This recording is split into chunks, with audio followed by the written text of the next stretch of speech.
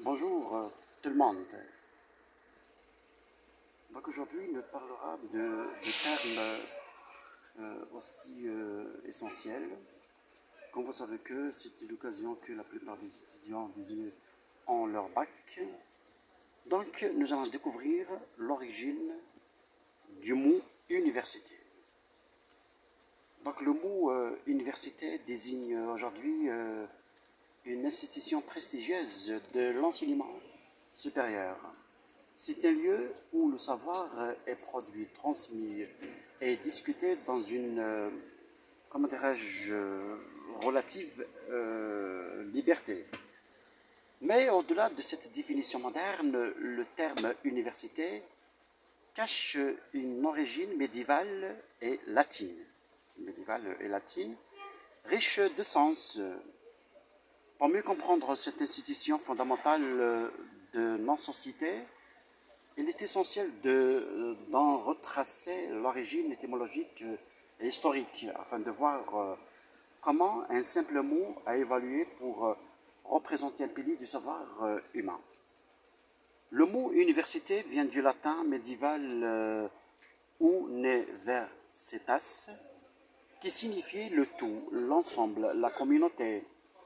Ce terme n'a pas été utilisé à l'origine pour désigner un bâtiment ou un lieu d'étude, mais un groupe de personnes formant une corporation, une collectivité légale comme une communauté de marchands, d'artisans ou d'étudiants et de maîtres. Au XIIe siècle, en Europe, ce mot commence à s'appliquer à des regroupements de maîtres et d'étudiants organisés comme une corporation professionnelle. L'université, au départ, est donc une communauté savante, voilà, une communauté savante, dotée d'une autonomie administrative et juridique. Voilà. Et elle peut s'organiser, créer ses propres règlements, défendre ses membres et délivrer des diplômes. Oui. C'est cette Universitat comment dirais-je, Magistrorum et Scholarium, communauté de maîtres et d'étudiants, qui donnera naissance aux premières universités modernes. Donc les premières universités apparaissent à la fin du XIe et du XIIe siècle en Europe, principalement Bologne, Italie, France par exemple, il y a Paris déjà, Oxford en Angleterre, etc. Donc ces universités sont issues des écoles cathédrales ou monastiques, mais elles ont acquis, comment dirais-je, progressivement une autonomie vis-à-vis de l'Église et du pouvoir politique. À Paris, par exemple, l'université est autour des facultés des théologies et attire des étudiants de toute l'Europe.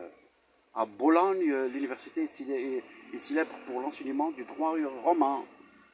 Ce développement témoigne, comment dirais-je, de l'essor intellectuel et scientifique de l'Europe médiévale qui commence à s'interroger de manière rationnelle, voilà, rationnelle, sur la philosophie, la médecine, le droit et la théologie.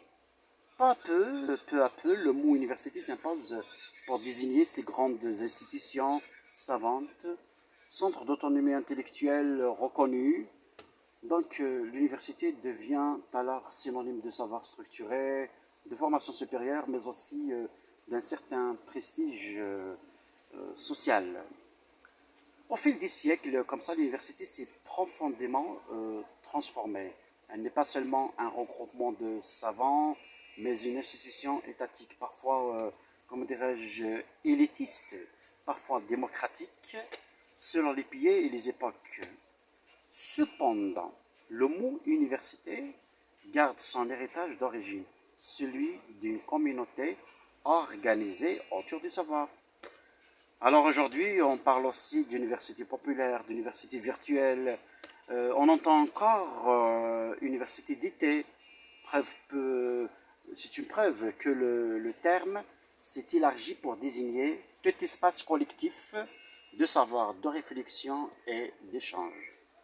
Par ailleurs, le mot université reste porteur d'un idéal, celui de l'universalité du savoir, des lieux où toutes les disciplines peuvent coexister, je sais pas moi, où la pensée critique est valorisée, où le monde peut être étudié dans sa globalité, d'où le lien avec le mot du latin universum, universum, l'ensemble de toutes choses.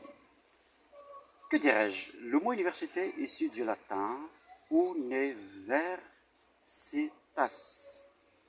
désigne d'une profonde ambition humaine, celle de se ressembler autour du savoir pour mieux comprendre le monde, d'un simple regroupement juridique de maîtres et d'étudiants au Moyen Âge. Donc l'université est devenue un espace de liberté intellectuelle, de progrès scientifique, de réflexion collective.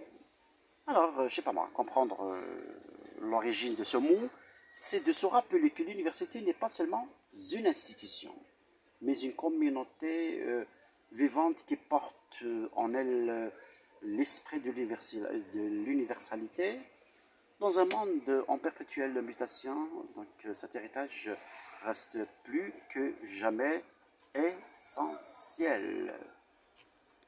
Voilà, je vous remercie de m'avoir écouté. À la prochaine et au revoir.